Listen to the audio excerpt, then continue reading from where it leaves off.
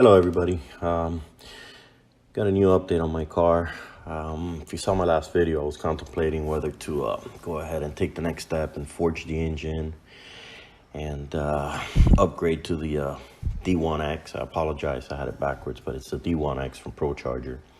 And I chose not to. I chose to remove the Procharger intake and sell it and keep the stock intake. But while we did that, a bolt got jammed in the stock intake, and when we turned it on, the bolt locked the engine, broke a valve, dented the piston, scratched the head.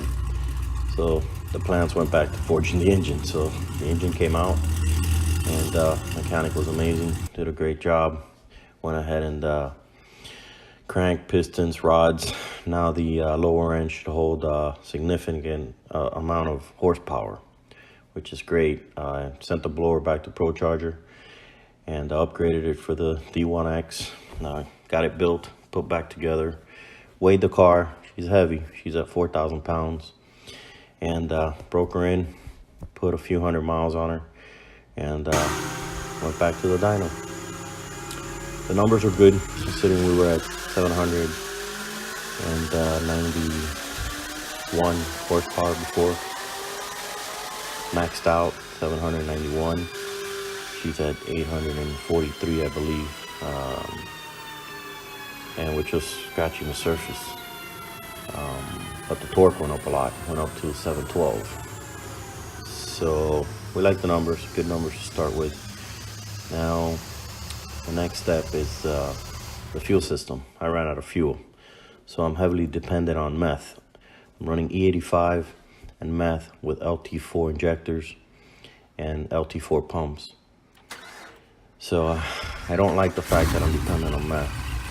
I like to keep the meth to help the engine cool, but only have it tuned on E85.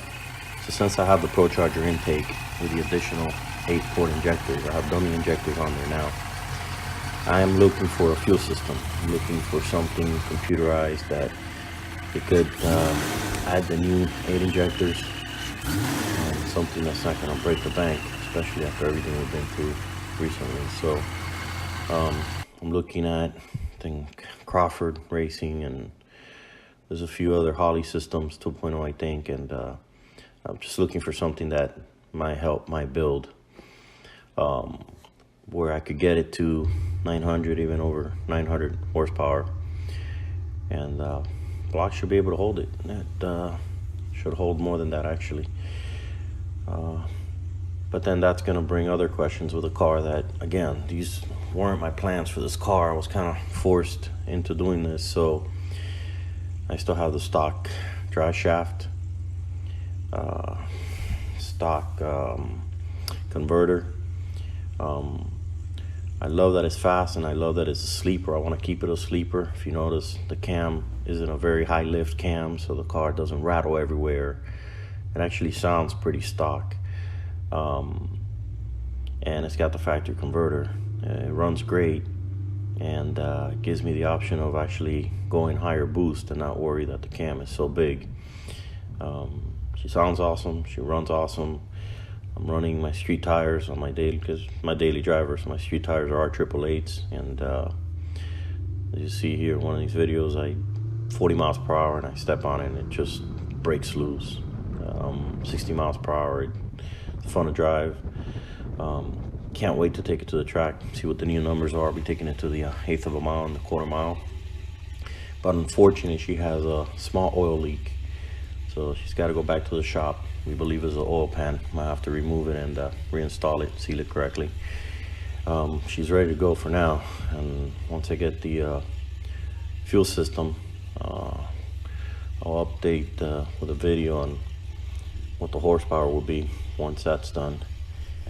For now, I'm gonna keep it like this, run it a few times, and see how she does. I'm very curious to find out the numbers. Hopefully they don't kick me out of a track or something. And I really don't want to go and put a roll cage on it, but may have to, the way things have been going. Well, thank you guys for watching the video. If you have any comments or questions, please comment below. I'm still learning, still making mistakes, and I am very happy with the car. I love the way it's running now. She sounds awesome. But again, any comments, comment below, and I'll respond as soon as I can. Thank you and enjoy.